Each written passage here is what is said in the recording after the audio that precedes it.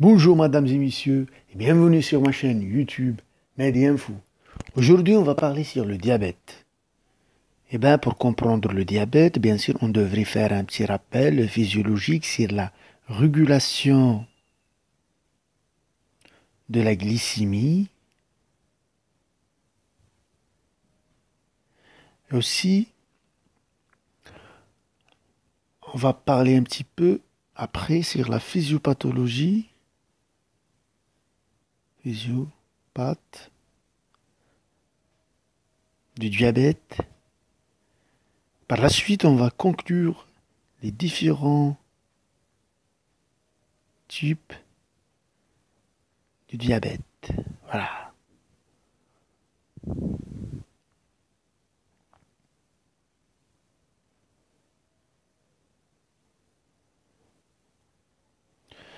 Et donc, il faut savoir que le pancréas, c'est un organe qui sécrète essentiellement deux hormones par sa fonction endocrine, parce qu'il a une fonction, elle a une fonction endocrine, la fonction exocrine, c'est là pour la digestion, l'endocrine essentiellement, ici, c'est le glucagon par les cellules alpha et les cellules bêta sécrètent l'insuline. Et le rôle essentiellement de l'insuline, c'est de faire sortir le glucose comme ça, sous l'action de l'insuline, fait le sortir, bien le rentrer quand c'est l'action de l'insuline ici, hop, elle va entraîner c'est-à-dire la sortie du glucose à l'insuline pour, c'est-à-dire pour l'utilisation, quel que soit, c'est-à-dire soit au niveau de la cellule musculaire, bien la cellule hépatique, et la cellule adipeuse.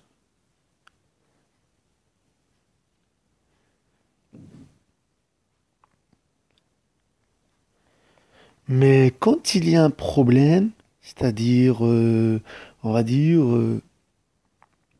le pancréas ne sécrète pas l'insuline, donc le glucose va être toujours dans la circulation sanguine. Par la suite, l'élévation de du taux du glucose, et il faut savoir que, que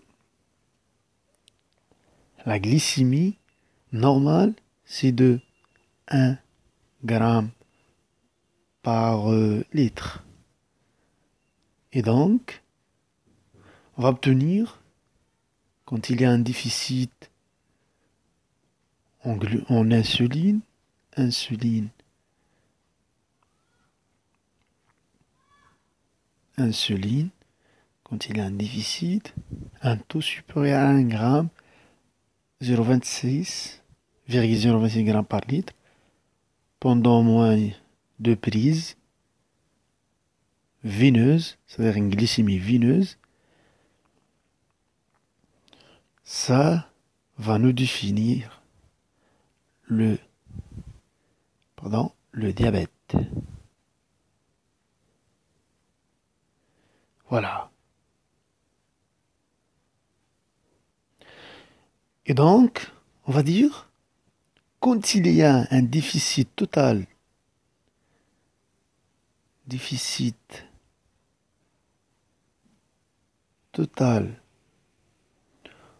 en insuline, c'est-à-dire le pancréas ne sécrète plus l'insuline, ça on l'appelle diabète type 1. Dans le mécanisme physiopathologique, c'est que le pancréas, qui est comme ça, est attaqué par les cellules immunitaires.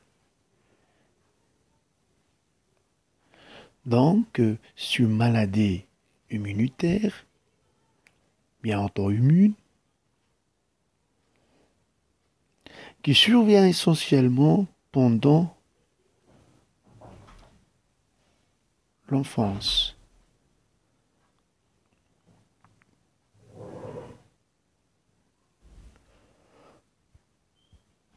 Par contre, on parle d'un diabète type 2 quand il y a une sécrétion de l'insuline, mais qui n'est pas suffisante, et aussi plus, il y a un phénomène de insulinorésistance. Ça veut dire qu'il y a un problème de l'action de l'insuline au niveau de la cellule. Et ça, on le trouve essentiellement chez des personnes âgées, à la quarantaine, bien la cinquantaine, et qui survient de façon progressive, c'est-à-dire l'installation des diabètes de façon progressive. Par contre, diabète type 1, c'est de façon, brutale, le mode de survenue.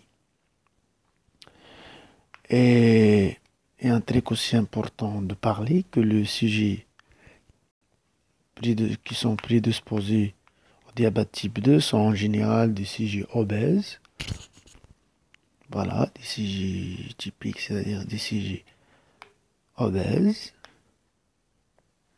qui ont aussi par contre facteurs de risque qui sont essentiellement,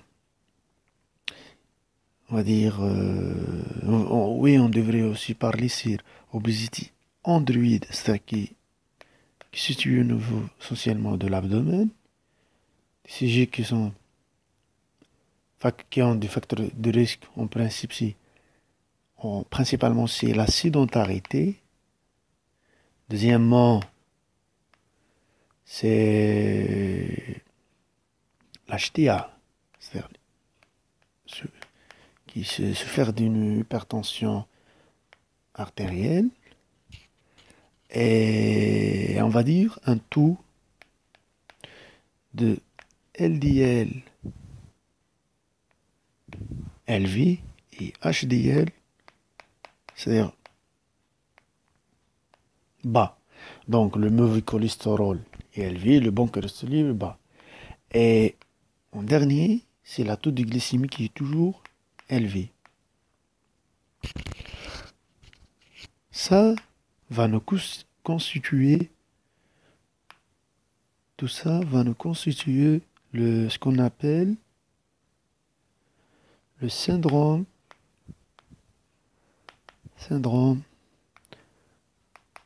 métabolique. Voilà.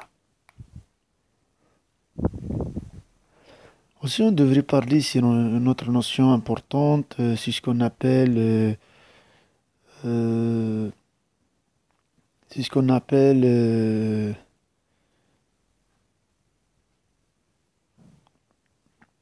c'est-à-dire la stratégie thérapeutique des différents types de diabète. Et donc, on est obligé de parler un petit peu sur les traitements. Diabète type 1. Type 1. Type 1. Le traitement essentiellement, c'est l'insulinothérapie. Parce qu'il y a un déficit en insuline. Mais par contre, le diabète type 2 va commencer par les hypoglycémions type 2, qu'on va voir. On va commencer par les hypoglycémions oraux, qui vont par la suite en différentes, on va dire, il y a plusieurs familles. Mais leur mode de fonctionnement repose essentiellement sur diminuer la néoglucogenèse hépatique, aussi diminuer l'absorption intestinale du glucose, et aussi diminuer l'appétit et sensibiliser l'action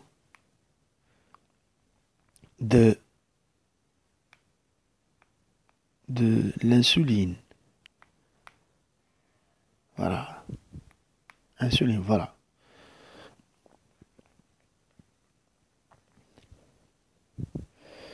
Je viens de terminer l'explication et j'espère que vous allez un petit peu comprendre.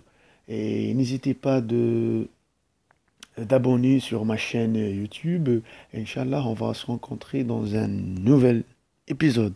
Ciao, ciao. Et merci beaucoup pour votre attention.